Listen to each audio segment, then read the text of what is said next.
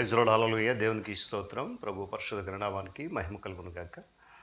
క్రీస్తునందు ప్రియులైన దేవుడు తన మహాకృపను బట్టి మనకు నూతన ఉదయ కాలంలో వేకువన లేచిన నామాన్ని స్తుతించగలిగేటువంటి ఒక చక్కటి శ్రేష్టమైన అవకాశం మనకి ఇచ్చారు.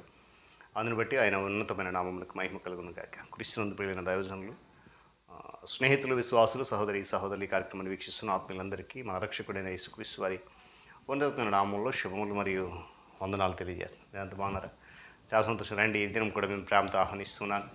అనుదిన అభివృద్ధి ఉదయకల్ప ధ్యానాలు ఉన్నటువంటి ఆధ్యాత్మిక కార్యక్రమంలో నాతో పాటు పల్లె బాక్స్లై వాక్యాన్ని ధ్యానించి దైవాశీర్వాదం పొందండి. బైబిల్ దగ్గరలోనే తెరిచి చూడండి. లేని పక్షాన చదివే మాట విని గ్రహించి వాక్యధ్యానంలో పాలిబాక్స్లు కమ్మని మనం చేస్తూ దిన ధ్యానవాక్యంగా మత్తయి సువార్త 17వ అధ్యాయము 4వ వచనాన్ని నేను చదువుతా ఉన్నాను. ప్రభువా,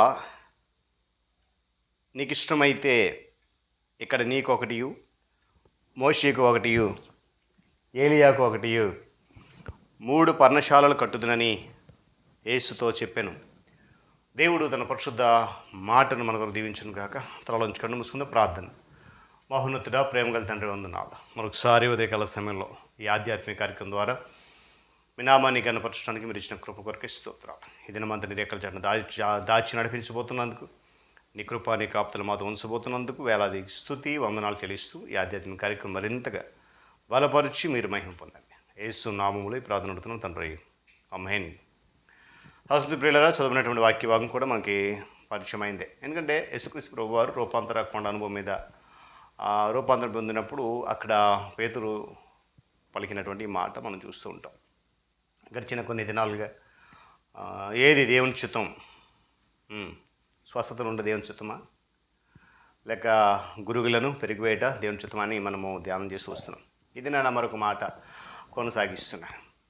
రూపాంతర కొండ అనుభవం బట్టి మర్చిపోయినటువంటి పేతురు అక్కడే పర్ణశాల కట్టి బస చేయాలని ఆశపడ్డాడు. అందుకే నీకు ఇష్టమైతే అని మొదలుపెట్టి అనుమతి కోరుకున్నాడు ప్రభు వారి దగ్గర. రూపాంతర కొండ అనుభవం అనేది చాలా ఉన్నతమైనది, శ్రేష్టమైనది. అక్కడ క్రీస్తు వారి యొక్క మహిమ వెల్లడైంది. మనందరికీ తెలిసినటువంటి వాట. పాత నిబంధన పరిశుద్ధులు దిగివచ్చి అక్కడ సంభాషణ చేశారు ప్రభువారితో.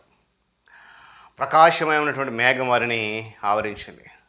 పరలోకం నుండి ఒక స్వరము కూడా వినపడింది.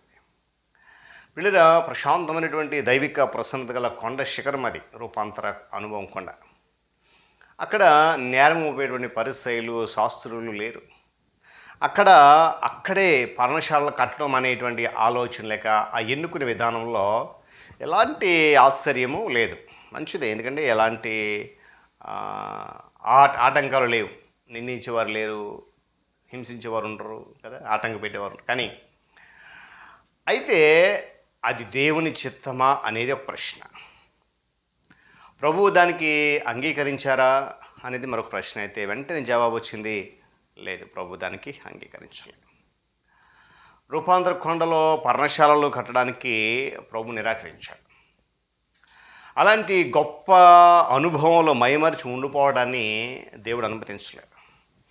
ఎందుకనంటే దానికి గల కారణం, కొండ దిగువ భాగాన సమస్యలతో ఎన్నో సమస్యలు నిండినటువంటి ప్రజలు ఉన్నారు.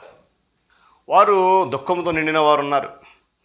కాపరి లేని గొర్రెల వంటి వారు, నిజమైన దేవుని తెలుసుకునే వారు, ఇలా చాలా రకాల జాతుల ప్రజలు అక్కడ ఉన్నారు.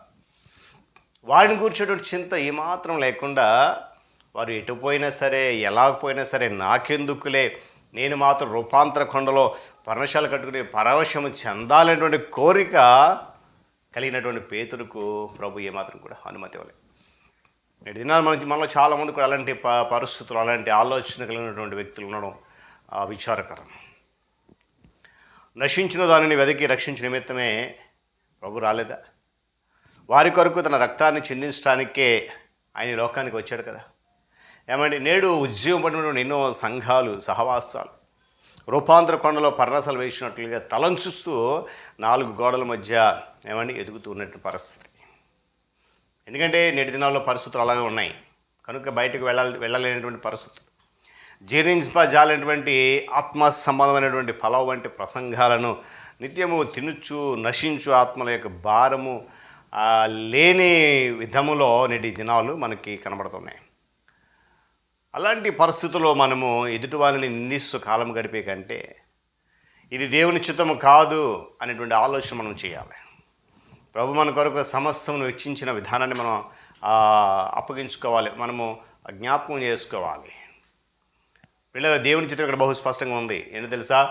ఆయన మనుషులందరి మనుషులందరూ రక్షణ కూర్చున్నటువంటి సత్యమును కూర్చిన అనుభవ జ్ఞానం గలవారే ఉండాలని హెచ్చిస్తారు. కనుక మనము దేవుని ఇచ్చే పనిని మానేసి ఆ మార్గాన్ని విడిచిపెట్టేసి ఆ నశించిపోతున్న ఆత్మను విడిచిపెట్టేసి మనం మాత్రమే సుఖంగా ఉండాలనే ఆలోచన మాత్రం ఉండొద్దనేది ఈ వాక్య సందేశం యొక్క సారాంశం. దేవుడి మాటలు మన కొరకు దీవించును కాక. తలలోంచి కన్ను మూసుకొని ప్రార్థన చేద్దాం.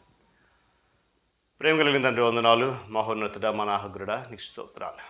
తిరిగి మనకు నూతన ఉదయకాలం సమయంలో ఈ ఆధ్యాత్మిక కార్యక్రమం ద్వారా ఏది నిశ్చితం, పరమశాలను కట్టు నిశ్చితమా అనేటువంటి అంటే అది ఏమాత్రం నిశ్చితం కాదు. ఎందుకంటే తండ్రి, నశించిపోతున్న అనేక మంది నాయన, కాపాడైనటువంటి వారు అనేక మంది, ఇంకా పాపంలో మగ్గిపోతున్న అనేక మంది ఉంటుండగా వారందరి నాయన రక్షణ భారము విడిచిపెట్టి సుఖంగా సౌఖ్యం ఉండాలనేటువంటి ఆలోచన నీ చిత్తము కాదని ఎరిగి ముందుకెళ్ళేటువంటి కృప దయచేసిన వందనాలు. ఈ వాక్య సారాంశం ద్వారా దాన్ని గ్రహించగలిగిన వారమే అటు స్థితిలో మా జీవితాలను ఆత్మ సంబంధ విధానాన్ని మలుచుకునే కృప చూపించండి. ఈ కార్యక్రమం అనేక మంది బిడ్డలు బలపరుస్తుంది. మరింతగా బలపరిచి మీరు మహిమ పొందండి. యేసు నామములో ప్రార్థన అడుగుతున్నాం తండ్రి, ఆమేన్. త్రియొక దేవుని దీవెన, ఆయన సన్నిధి కాపుదల సదాకాలము మనందరికీ తోడేండి నడిపించును గాక. ఆమేన్.